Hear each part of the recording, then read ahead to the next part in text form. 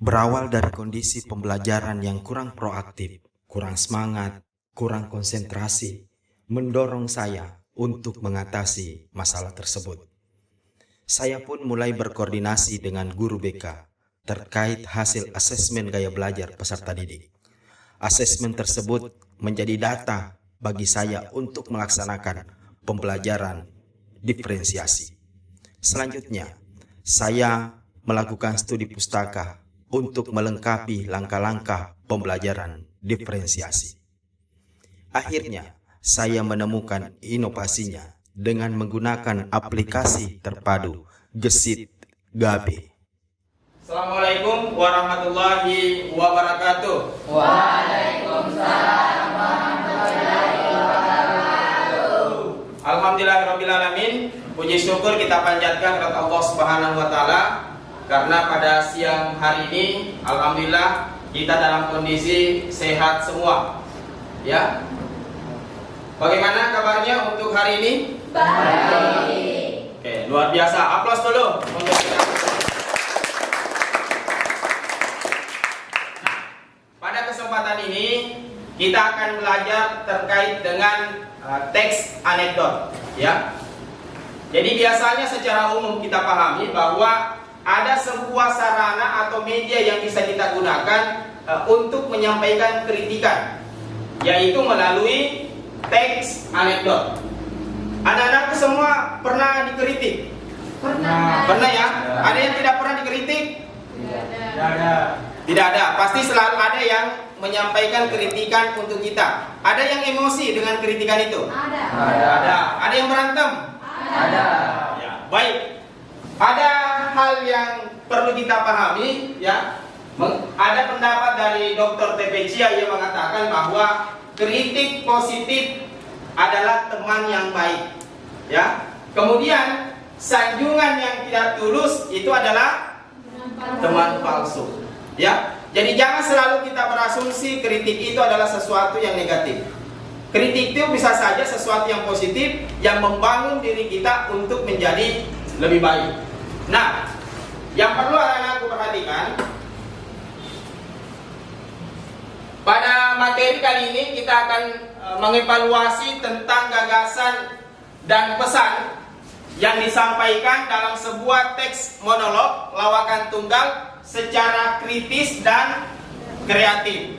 Tujuan pembelajaran kita adalah mengidentifikasi struktur teks anekdot, kemudian menganalisis struktur teks anekdot. Dipahami? Paham. Jadi ada dua tujuan pembelajaran kita. Yang pertama apa? Mengidentifikasi struktur teks anekdot. Yang kedua? Menganalisis struktur teks anekdot. Oke, baik. Silakan disimak ya. Nah, ini sebuah pengantar yang saya berikan bahwa salah satu sarana untuk menyampaikan kritikan kita dalam hal terkait dengan konteks sosial adalah menyajikan dalam bentuk teks anekdot. Kemudian berikutnya, di balik rumor dan kelucuan yang ada dalam teks anekdot, pasti anak-anak semua pernah nonton stand up komedi ya? Pernah. Di dalam stand up komedi itu banyak kritikan di dalamnya. Betul atau salah? Betul. Tetapi kritikan yang disampaikan itu sifatnya apa? Membangun, memberikan pembelajaran bagi kita atau bagi orang yang dikritik supaya bisa mengoreksi pribadinya. Ya? Ada yang belum pernah nonton stand up comedy? Pasti semua sudah ya? Baik. Kita sudah sepakati di beberapa pertemuan sebelumnya bahwa kelompok itu selalu kita bagi berdasarkan apa? Gaya belajar. Ada berapa bagian? 3. Yang pertama visual, yang kedua kinestetik, yang ketiga.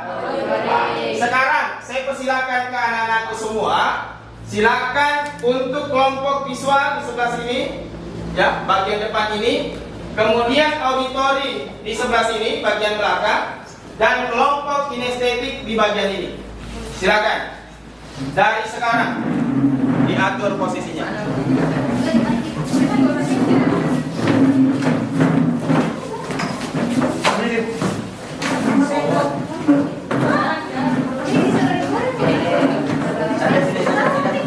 Oke, bisa di samping sini.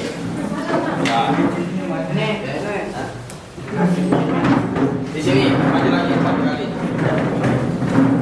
Disesuaikan saja ya. Ya. Oke, di belakang satu.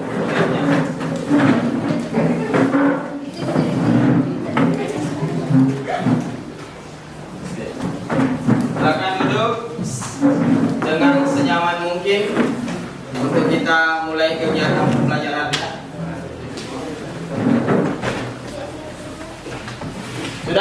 Sudah semua duduk?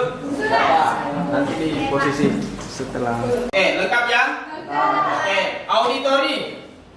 Oke, berikutnya kinestetik. Oke, lengkap, luar biasa ya Pak kinestetik. Kita berikan aplaus dulu. Nah, anak-anakku semua, perhatikan di layar. Saya menyajikan 3 bagian materi terkait dengan liburan kuli bangunan. Nah, bagi anak-anakku yang visual, silakan klik ini. Aku suka membaca. Ya, sabar ya, nanti saya berikan petunjuk dulu. Nah, berikutnya anak-anakku yang auditori, silakan klik di bagian aku suka mendengar. Ya, di handphonenya masing-masing. Kemudian yang ketiga, yang kinestetik, aku suka bergerak. Silakan dinonton. Saya berikan waktu 5 menit dari sekarang. Silakan dinonton di HP-nya masing.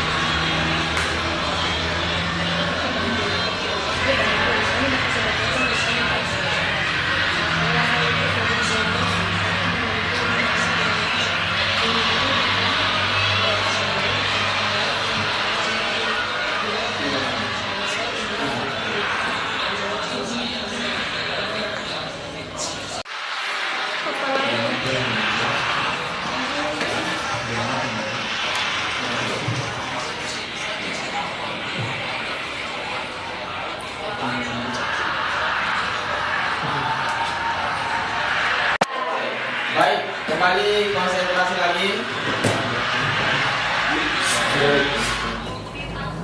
Terima kasih anak-anakku semua. Jadi kalau anak-anak yang senang dengan mendengarkan, saya kasih audionya saja. Ya, bagi anak-anakku yang kinestetik, melihat gestur tubuh dan seterusnya secara lengkap. Anak-anakku yang suka dengan visual, itu cukup dengan membaca ceritanya. Nah, sebelum saya lanjut materi, ada hal yang ingin disampaikan dari kegiatan ini. Apa yang terbesit tadi, karena banyak yang senyum-senyum saya lihat, ya, baca juga, ada juga yang tertawa dan seterusnya. Ada yang ingin berkomentar? Saya persilakan.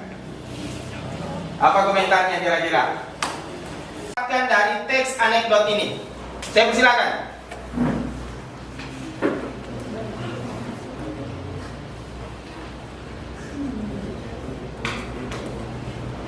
Siapa yang mau komentar? Ingat ya, budaya positif kita adalah orang yang komunikatif. Ya, nah, berarti kita harus berani bicara, menyampaikan gagasan. Nah, siapa di antara anak semua yang berani menyampaikan gagasan? Ya, silakan disampaikan apa yang didapatkan dari kegiatan membacanya. Assalamualaikum warahmatullahi wabarakatuh. Waalaikumsalam warahmatullahi wabarakatuh. Pelajaran yang saya dapatkan dari teks anekdot yang berjudul Liburan Kuli Bangunan, bahwa liburan tidak mesti di tempat yang mewah dan mengeluarkan banyak biaya. Buat kebanyakan orang, liburan itu obat stres. tapi buat pekerja kuli bangunan adalah malah bikin stres. Oke, luar biasa. Aplaus betul. Baik, berikutnya kepada kelompok kinestetik. Assalamualaikum warahmatullahi wabarakatuh. Waalaikumsalam warahmatullahi wabarakatuh. Saya akan membacakan teks anekdot yang berjudul Libur Kuli Bangunan. Bukan cuma orang kaya yang bisa berlibur. Di bangunan pun butuh untuk berlibur. Sekian, terima kasih. Oke, saya persilakan selanjutnya kelompok auditori menyampaikan idenya. Assalamualaikum warahmatullahi wabarakatuh. Waalaikumsalam warahmatullahi wabarakatuh. Pelajaran yang saya petik dari teks yang berjudul liburan kuli bangunan yaitu liburan tidak mesti mengeluarkan banyak uang bagi kuli bangunan. Liburan orang-orang sibuk menyiapkan rencana mau libur kemana, tapi bagi kuli bangunan malah sibuk cari alasan. Assalamualaikum warahmatullahi wabarakatuh. Waalaikumsalam warahmatullahi wabarakatuh. Kita berikan aplaus. Saya lanjut, disimak baik-baik, diperhatikan di Androidnya. Hal yang perlu kita perhatikan terkait dengan struktur teks anekdot itu dibagi dalam 3 bagian. Ya, yang pertama adalah orientasi. Apa isi dari sebuah orientasi? Ada yang ingin menjelaskan? Ada yang jawab? Ya, silakan. Orientasi berisi pengenalan kondisi atau karakter tokoh, penggambaran hal-hal terkait dengan apa, kapan, di mana, siapa, mengapa, bagaimana, dan gambaran tentang masalah yang akan dihadapi tokoh. Ya. Perlu diperhatikan ya penekanannya bahwa orientasi itu adalah menggambarkan tentang tokoh yang ada dalam teks anekdot. Kemudian bagian yang kedua di dalam teks anekdot dia menyajikan tentang menyajikan tentang masalah. Ya. Coba kita lihat bagian mana orientasinya. Jadi ada tadi pernyataan baik itu di video maupun di dalam teks cerita yang saya sajikan bahwa perkenalkan saya Didi, berarti dia masuk kategori orientasi. Kemudian apa yang disampaikan? Dia menyampaikan tentang persoalan liburan. Jadi orientasi itu isinya ada 2, penggambaran tokoh dengan masalahnya apa. Paham sampai di sini? Paham. Lanjut, bagian yang kedua yaitu komplikasi. Ada yang bisa jelaskan apa itu komplikasi? Dari teks anekdot? Ya, silakan. Komplikasi berisi masalah yang dihadapi tokoh. Pada bagian ini penulis menyampaikan puncak cerita yang mengundang tawa sekaligus kritik terhadap topik yang diangkat. Bagian ini disebut juga dengan krisis dan reaksi. Oke, diperhatikan, saya sederhanakan ya, bahwa komplikasi itu ada 2 di dalamnya. Yang pertama adalah kritik, yang kedua adalah reaksi. Ya, kritik itu adalah cikal bakal terjadinya konflik. Ya, cikal bakal terjadinya konflik. Nah, sementara kalau untuk di bagian yang kedua terkait dengan situasi krisis konflik, berarti itu sudah memuncak masalahnya. Ya, jadi ada di dalam komplikasi ada kritik dan ada reaksi. Dengan munculnya masalah kita langsung merespon. Respon itulah yang kita sebut sebagai reaksi. Nah, perhatikan, di dalam komplikasi ada 2, ada krisis, ada reaksi. Krisis itu adalah masalah yang muncul. Reaksi adalah responnya dari krisis yang muncul. Paham sampai di sini? Paham. Nah, sekarang mari kita lihat kalimat pertama. Anak saya minta liburan. Pak, ingin kehidupan. Apa kira-kira? Krisis. Ya, krisis. Karena kondisinya dia minta liburan. Sementara orang tuanya tidak siap untuk libur. melakukan liburan. Nah, kemudian berikutnya, nah, Jakarta banjir. Ini masuk kategori apa? Reaksi. Nah, reaksi. Respon yang muncul dari krisis. Nah, berikutnya, kalimat yang ketiga. Ya udah Pak, ketangkuban perahu. Masuk kategori? Krisis. Ah, krisis. Nah, perahunya bocor. Apa? Reaksi. Ah, reaksi. Ya, reaksi. Berikutnya, yang keempat. Bilang aja Bapak yang gak punya uang. Krisis. Lanjut di bagian terakhir, cerdas. Reaksi. Reaksi. Oke? Jadi komplikasi isinya ada dua, krisis dengan reaksi. Krisis ini yang menjadi cikal bakalnya terjadinya konflik, ya. Respon dari reaksi, respon dari krisis itu disebut reaksi. Ya, saya review kembali ya. Struktur teks anekdot dibagi dalam 3 bagian. Yang pertama, orientasi. Di sini dikenalkan tokohnya dan masalahnya. Ingat itu, catat itu. Yang kedua, komplikasi berisi tentang krisis dan reaksi. Pemicu munculnya masalah itu namanya pemicu munculnya masalah disebut krisis. Respon dari krisis disebut reaksi. Terakhir, bagian yang ketiga adalah evaluasi. Pesan yang ingin disampaikan kepada khalayak terkait dengan isi teks anekdot. Sudah bisa dicerna? Ya? Oke. Mari kita lihat. Siapkan, kita main game ya. Masukkan pinnya. Nanti muncul itu playernya semua siapa di dalam sini. Sudah ada masuk hadir. Peserta pertama. Ditunggu yang lain. Mas Lam, Ardan. Oke. Nama asli yang dipakai supaya saya mau melihat wawasannya ya. Oke, siap. Kita tunggu 1 menit lagi. Kita mulai permainannya. Nanti yang angkat teleponnya.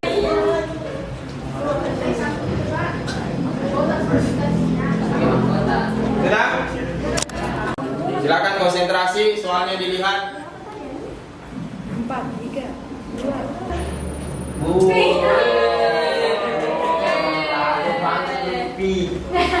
Next, kita ke nomor 3. Jadi usahakan baca cepat soalnya karena hanya 20 detik satu nomor. Oke.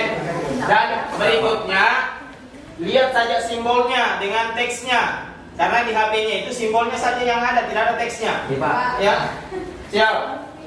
Siapa? Pertanyaan ketiga.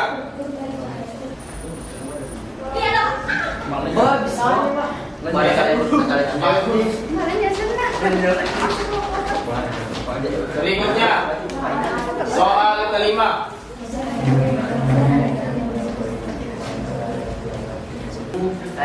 Oke, siapa yang naik podium? Indonesia di urutan ketiga. Rara urutan kedua.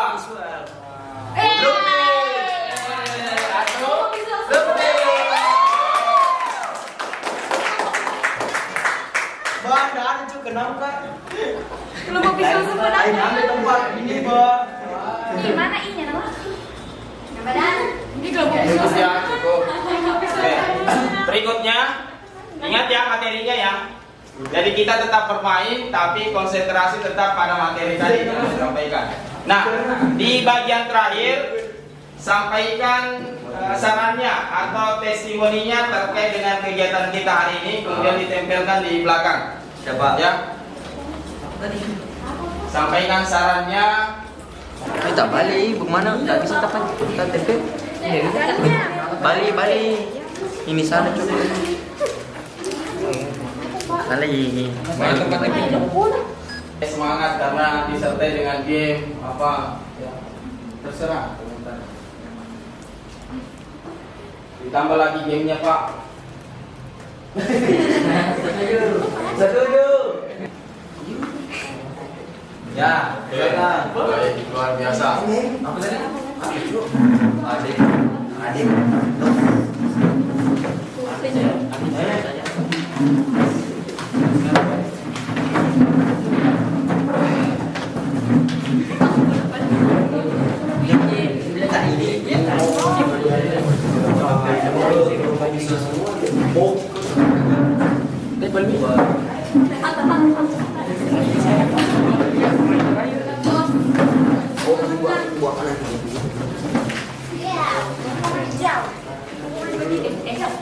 Buatin nanti deh itu di kelas. Buatin satu kelas tanding deh.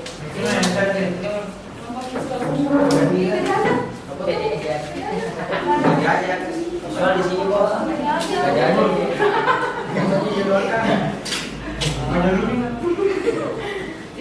Oke, di bagian terakhir ada yang ingin langsung menyampaikan testimoninya untuk kegiatan kita.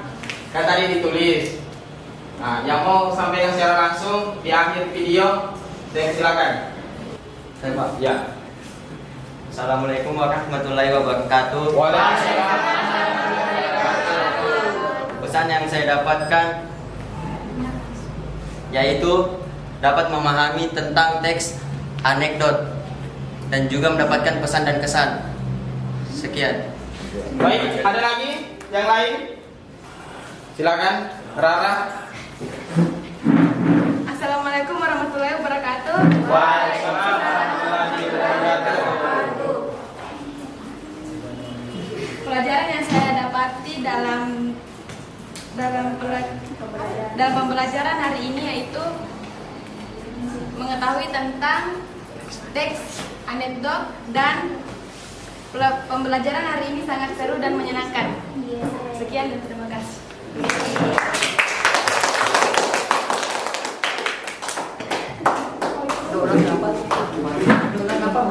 Baik, di akhir kegiatan kita untuk hari ini saya simpulkan ya bahwa salah satu cara menyampaikan kritikan kita adalah melalui teks anekdot ya. Jadi kalau kita memiliki kritikan-kritikan sosial yang sifatnya membangun, silakan dikemas dalam bentuk teks anekdot ya, atau dalam bentuk stand up comedy. Kemudian berikutnya, kalau kita berbicara tentang teks anekdot, itu dibagi dalam 3 bagian. Ada yang disebut orientasi, ada komplikasi, dan ada evaluasi. Untuk orientasi berisi tentang pengenalan tokoh dan masalahnya. Kemudian yang kedua, komplikasi berisi tentang krisis dan reaksi. Krisis ini adalah masalah yang muncul ya dalam teks anekdot. Respon seseorang terhadap krisis itu disebut reaksi. Terakhir adalah evaluasi, berisi tentang pesan yang ingin disampaikan kepada masyarakat atau kepada pembaca. Oke, luar biasa. Aplaus untuk kita semua. Saya akhiri pertemuan kita hari ini dengan ucapan alhamdulillahirobbilalamin. Assalamualaikum warahmatullahi wabarakatuh. Waalaikumsalam.